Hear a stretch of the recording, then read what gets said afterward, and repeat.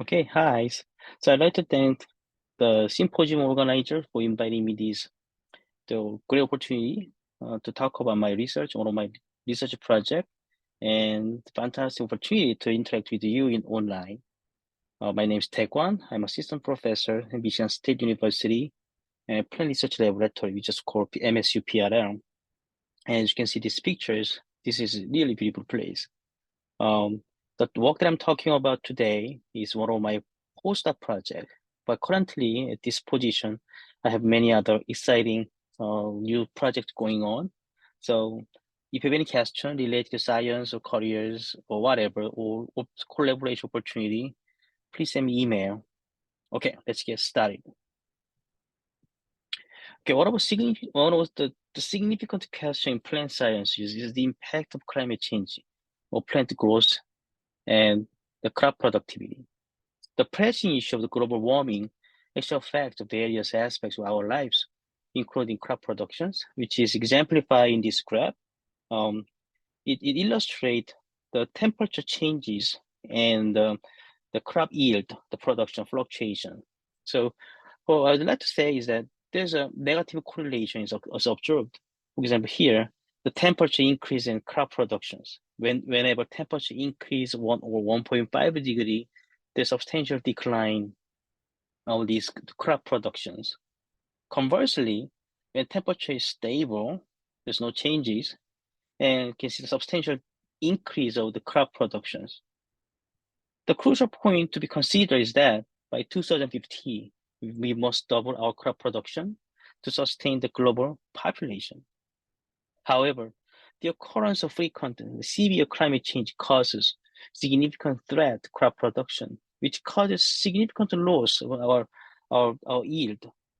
And unfortunately, the frequency of this extreme climate event will increase, is projected to increase for forthcoming years. So one of my main research is involved in how plants respond to environmental stresses at transcriptional level. And particularly, I'm interested in how plant cells sense the stress signal and coordinate, orchestrate these massive transdynamic changes, the molecular mechanism behind of it. That's my main questions. And I think ER stress responses is one of the great systems to investigate. I'll tell you why. First, ER, endoplasmic reticulum, is a cellular organ is very critical for many molecular cellular metabolic events. Its main job is fold proteins properly and dispatch them right place within cells. In normal condition, there's balance, protein folding demand and protein folding capacity. But when plants exposed to stress conditions like drought and heat, salinity, or the pathogen attack, the demand for protein folding increased substantially. It increased beyond this ER, the capacity of the ER, it causes lethal condition known as ER stress. The response to ER stress is highly conserved, not only plants but across eukaryotes. So this response to ER stress not only associates agronomic losses, also many human disease. So in plants, to attenuate ER stress, plants initiate a conserved set of signaling pathways known as unfolded protein responses called UPR. The one thing I'd like to say is that the actuation and termination of UPR are mainly achieved by the dynamic gene expression changes. So in plants, UPR mainly coordinated by two branches. First, a membrane-associated transcription factor BG28. The other involves a membrane-associated dual functioning protein kinase and ribonuclease, IRE1, and it's splicing target, BG60. So upon ER stress, BG28 moved to Golgi, where it is progressively processed by post-translation cleavages, and it leaves the nucleus. And upon ER stress, and IRE1 splice BG60 encoding mRNA, creating frame shift now such that the splice mRNA now encodes BG60 transfer factors with nuclear targeting signal. So BG28, BG60 going to the nucleus can heterodimerize or homodimerize, can jointly regulate their target genes in response to ER stress.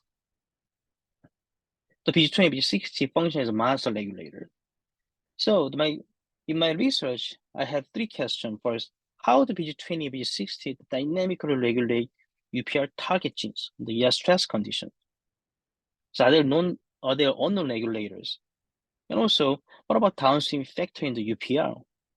So the talk today I'm going to talk about is specifically involved in the third question, downstream factor is the UPR. Okay, so to identify these downstream factors in the UPR, so I used 4 genetic approaches. So I told you before, we have UPR gene. When you mutate these UPR genes, plants are sick. So they are highly sensitive to ER stress. So I have this mutant deficient of this UPR gene functions, and I mutagenize this ER stress UPR mutants to identify the genetic mutant can suppress the growth defect. So in other words, I mutagenize the mutant again. So we use EMS. EMS is chemical mutagen that induce a GC80 transition randomly in plant genome. So after this mutant, then I isolate through this lot of extensive screening, isolate specific mutant can suppress this growth lethality, suppress growth lethality. Then I have create populations and then map the mutation, the plant genomes to identify where the mutations are, responsible mutations are. Then after confirming these mutations, then I do extensive functional characterization. That's kind of our pipeline. So I'm showing the one thing I like to say also is that this is one of the beauty of this analysis is so you never know what you're gonna get because it's a random process and the random mutation sometimes occurs like rotaries can have the gene involved in this complex process. So this is so I'm showing the example one several example. So this is the media plate. The left side is a DMSO, which is more control. Right side is the ER stress condition induced by ER stress inducer called tunicamycin, called TM, tunicamycin. The top is Colombia, 0 is wild type, and wild type has a little problem with ER stress, the right side is of it. And below this, the IRE1-AB mutants, so IRE1 is the gene involved in ER stress sense, ER stress signal in the membrane, ER membrane. So Arabidopsis has the genes that encode IRE1-AB, IRE1 proteins for IRE1-AB. But this double mutant, when you knock out the double mutant, the plant is almost dead. So sublethal conditions. And we found the subgenetic suppressor of this IRE1-AB through this screening. It's partial suppression you can see here. And IRE1-AB and PG60, I told you PG60's target, splicing target will be IRE1-AB. The triple mutant is almost dead. It's a lethal condition. We found the suppressors of this triple mutant was PG20, PG60 is a master regulator, master transcriptional regulators, transcript factors. When I remove these 28 together, the ER stress condition plants cannot survive. I found this independent suppressor of 20 and 60. So as you can see here, this is a very simple tool, but it's a powerful tool to identify the hidden regulators in the complex regulatory system. So you can imagine finding needle in the haystack with the big magnet. Without this big magnet, it might be difficult to find the needle in the haystack. But this process can be a little bit efficient with this big magnet. So I can say this 4-gene screening is simple, but it's a really powerful tool to identify the regulators. All right, so in my research, I was specifically interested in genetic suppressor can suppress growth lethalities, suppress growth defects of IRE1-AB double mutants. So I called IRE1 ISM93 because IRE1-AB suppression mutant. You can see here these growth phenotypes. Colombia is the IRE1-AB and ISM93. For example, here relative to tunicamycin DMSO. IRE1-AB mutants about 40% compared to DMSO, the more control dry weight. Fresh is about very low, 10%, something like that. Primary root about 20%. You can see this green ISM93 can partially suppress this growth lethality.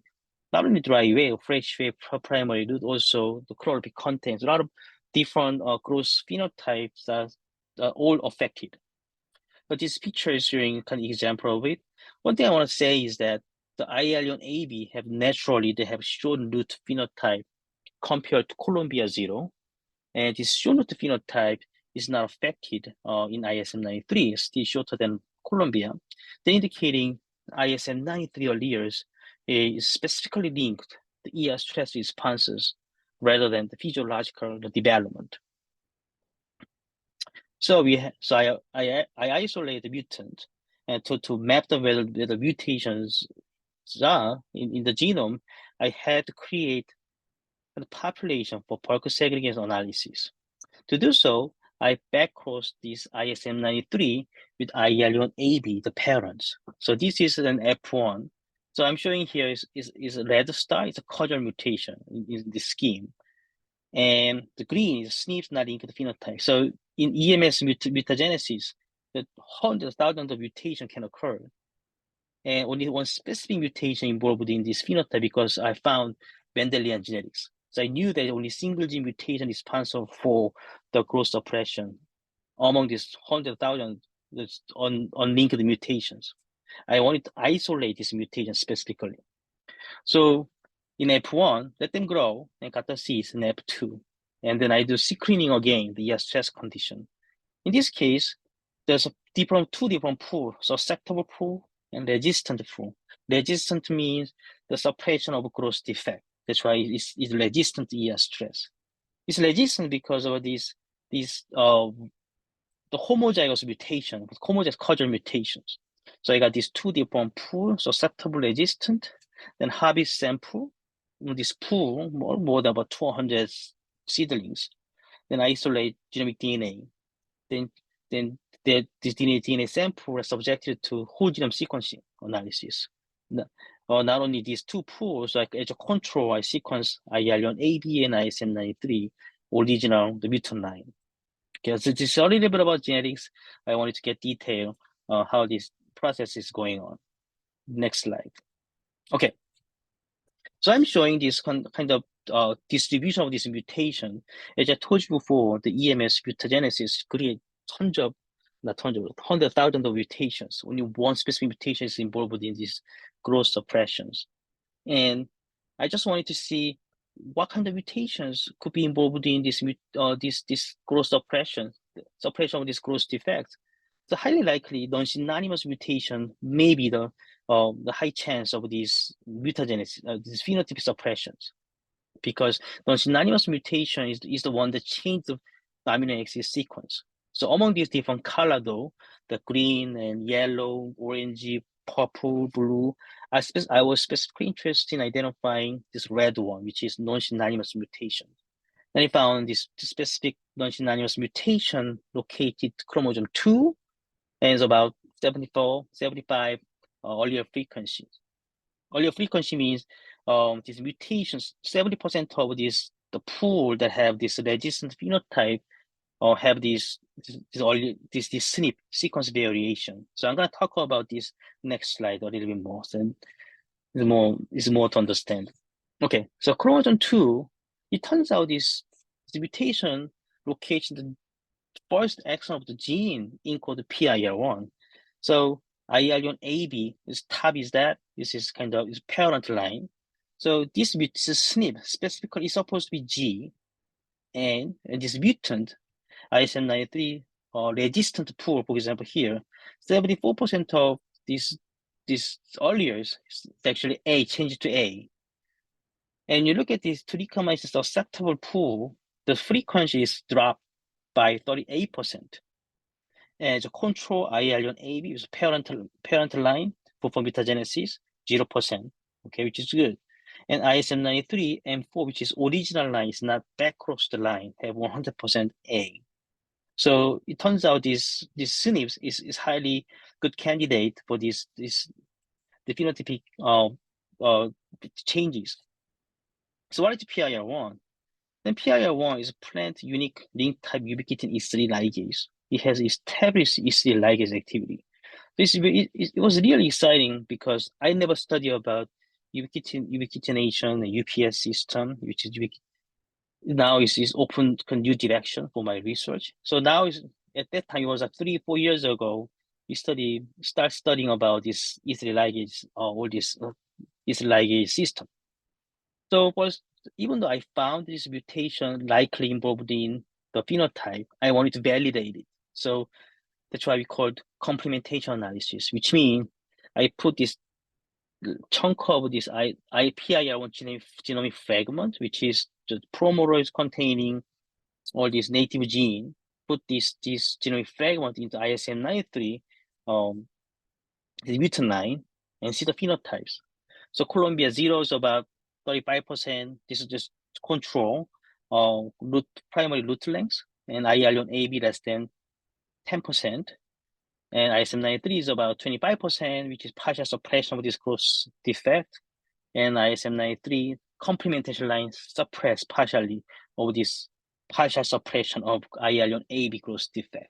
So I was able to validate this PIR1 mutation truly responsible for the growth suppressive phenotype in ISM93.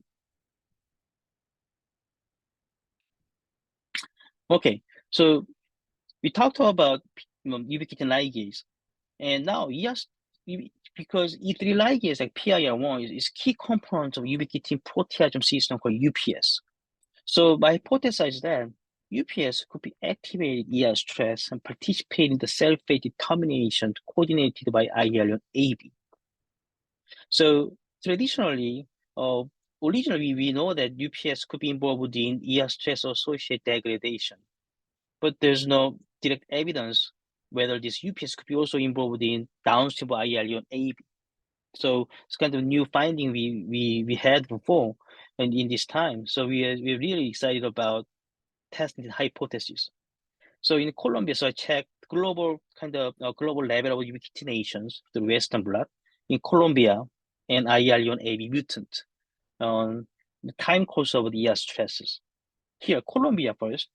Minus means is DMSO more control, and plus mean ER stress condition. Okay, time 1 hour, 6 hour, 24 hours ER stress. You can see in the Colombia, once ER stress initiated, you can see highly strong kind of accumulation of the ubiquitin conjugate, which means UPS could be activated on the ER stress condition. But interestingly, in the absence of IRE1-AB, these inductions of this ubiquitination, it's strongly enhanced in the IRE1-AB mutant. The next question: what about then? What about suppress this UPS system?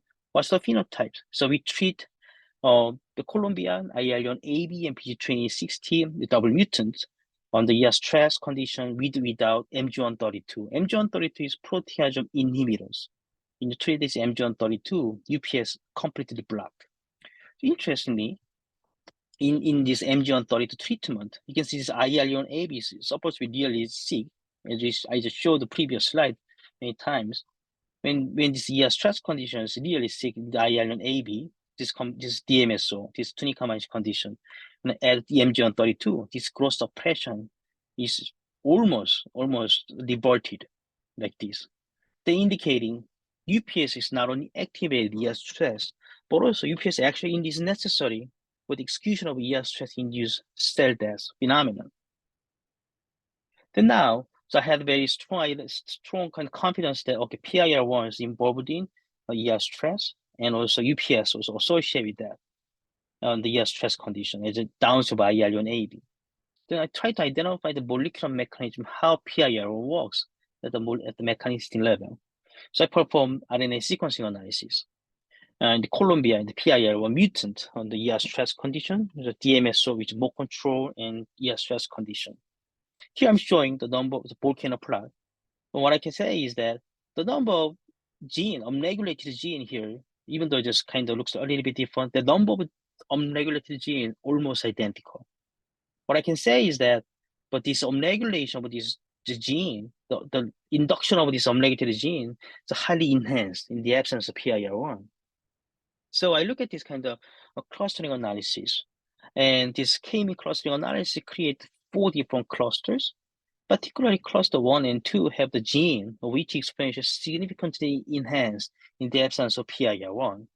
And most of UPR biomarker genes like BIP3, ELDJ3, A, B, those genes are chaperone gene and foldage gene. They're involved in protein folding. It's more like helping the proteins well folded. Both those genes are highly induced in the absence of PIR1.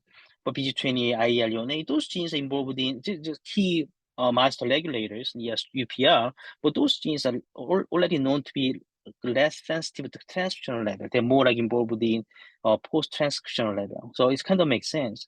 But a lot of UPR genes, they're highly induced in the absence of PIR1. So I hypothesized that PIR1 could mediate the stability of transcription factors that activate expression of these UPR genes.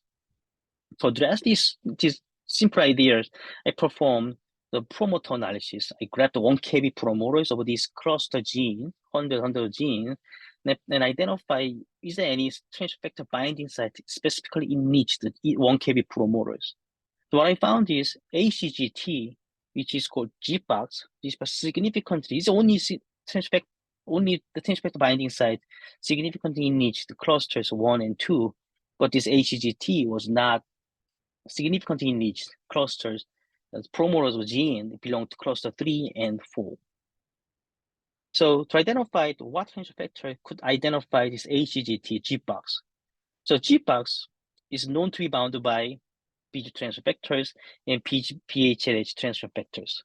So I have this, we have DAPSIC, there's a DAPSIC database. The DAPSIC is a in vitro technique to identify protein DNA interaction in vitro. So this is not in vivo condition, but in vitro condition. But this is great resource to identify and screen what transcription factor can bind what DNA sequence. So I have a very clear parameter to identify, screen out the transcription factor could possibly bound PG GBox in this model. So ABI5 was whatever transcription factor specifically bound BIP3 and BIP60 because BIP3 and BIP60 was belong to the cluster 1 or 2, but PG28 did not belong to the one of cluster 1 or 2. So I tried to identify transcription factor bind promoters BIP3 and BIP60, but not PG28. Also core sequence, core binding motifs ACGT. I found a few transcription factor binding like that. One of them is ABI5. So I got kind of strong idea about ABI5 could be possibly downstream target over this PIR1.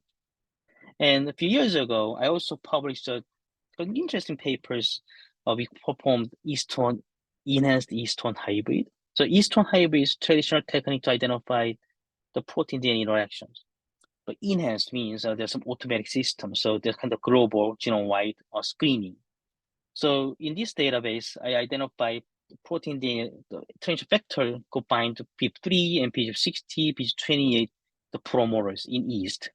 I look at my database, I found out ABI5 is only transcription factor that bound to BIP3 promoters and BIP60 promoter, but not BIP28 promoters. So I have a really strong idea about ABI5 can be a good target of this our model. So one thing I did right after this is check ABI5 protein level in Colombia, wild type, and PIR1 mutant. So the pink is PIR1, blue is Colombia 0. You can see here in the stress condition, which is plus condition, ABI5 proteins are more stable in PIR1 mutant than Colombia 0. They're indicating PIR1 proteins is more highly abundant in the absence of PIR1. At this point, I found a very strong connection, functional connection between ABI5 and PIR1 because I have direct evidence of that. Even though I didn't check, I couldn't find out PIR1 directly regulate ABI5 because we checked the ubiquitination analysis. We performed ubiquitination analysis. We found that PIR1 does not directly ubiquitinate ABI5. So the idea is if PIR1 regulate the ubiquitinate protein on the protein that possibly regulate ABI5 proteins. There's no direct regulation PIR1 ABI5. I just want to make sure that PIR1 regulates something else which regulate ABI5.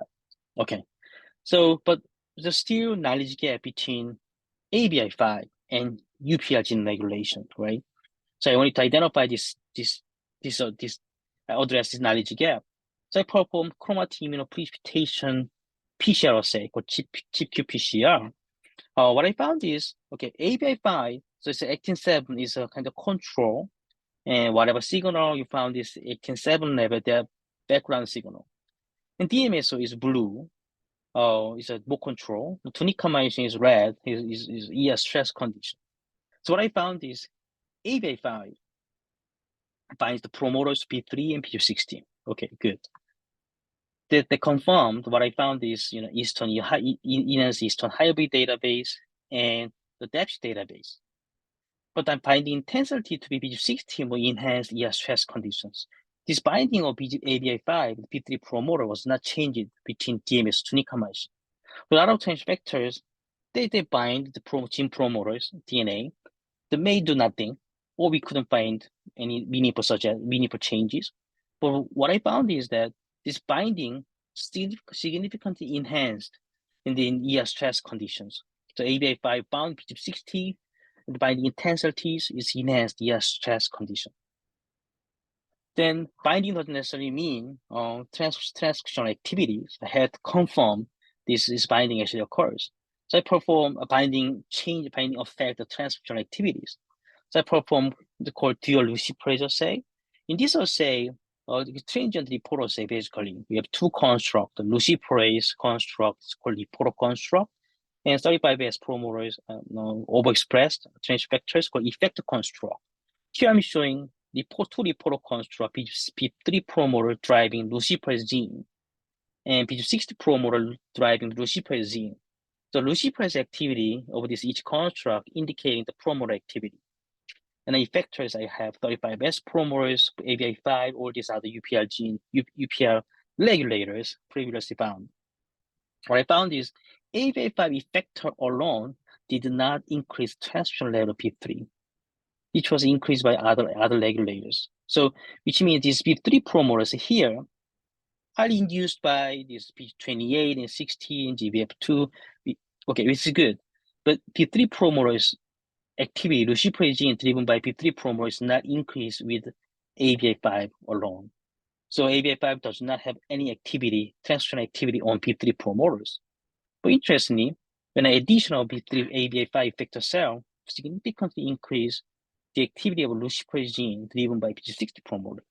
So this is kind of makes sense with this qPCR data, all these DEPSIC, ABI, and Eastern hybrid data set. So ABI5 possibly function as activators, UPR, by directly inducing expression of P60, which then regulate P3 promoter. So kind of signal, transcription signal cascade, ABI5 regulate P60, then P60 regulate P3.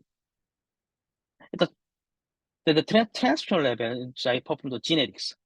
And ABI5 mutant, I check P3 expression, P60 expression, P3 expression, they are all significantly reduced in the absence of ABI5. And conversely, when overexpress ABI5, because ABI5 the transient overexpression 9, which B is beta estradiol, and DMSO B is beta estradiol induce ABI5, you can see just showing ABI5 truly induced. When I induce ABI5 level, the P3 expression, the P60 expression significantly increase on ER stress condition. This is transcription level changes genetics. The phenotypic level, when I remove ABI5, the plant sicker than Colombia.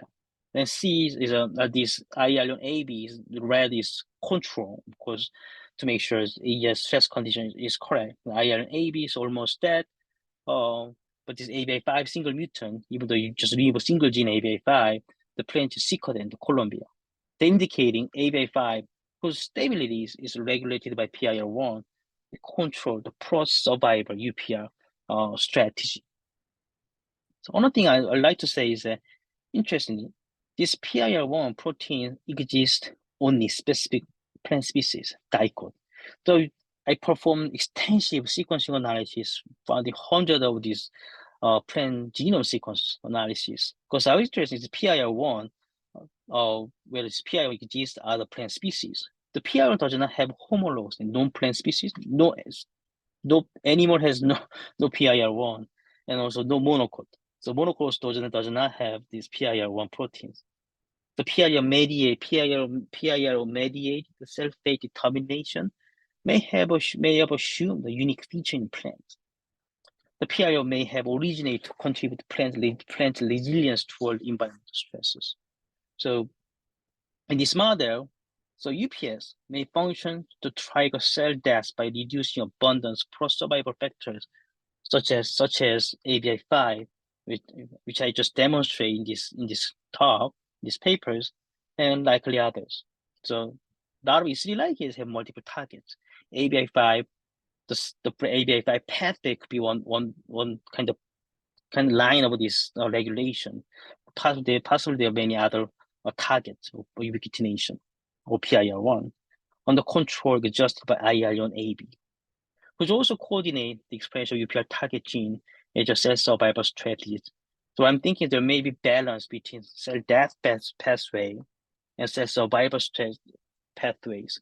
The UPR is very interesting because in early stage stress, UPR just commit to the adaptive strategy, which means trying to reduce protein folding load, reduce the amount of translation and more like fold-day chaperone to overcome this limitation.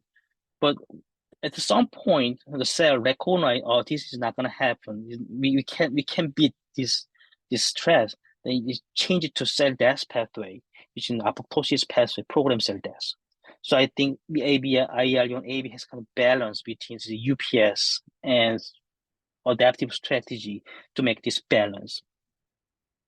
All right, so this is what I have, and this work is done by the Brandage lab. Federica Brandage was my postdoc advisor, and she's really supportive. And also, this is really nice collaboration in the lab. Dr. Juyong Kim, he was expert of this protein analysis, ubiquitination analysis, particularly. Ethan was a graduate student in the lab, and I didn't show him his data in this presentation, but he did enormous of genotyping work to identify the triple mutant IRE1-AB and PIR1 mutant. But we couldn't identify the triple mutant because plants were lethal. So when you remove IRE1-AB, PIR1, three of them together, plants cannot survive. Somehow that's also interesting idea of how PIR1, IRE1-AB pathways is critical in plant survival. And I'm lucky to have these full-time technicians in the lab and also undergraduate student. And this work was supported by NIH grant. And that's what I have. And thank you for your attention. I'm happy to take any question. Thank you.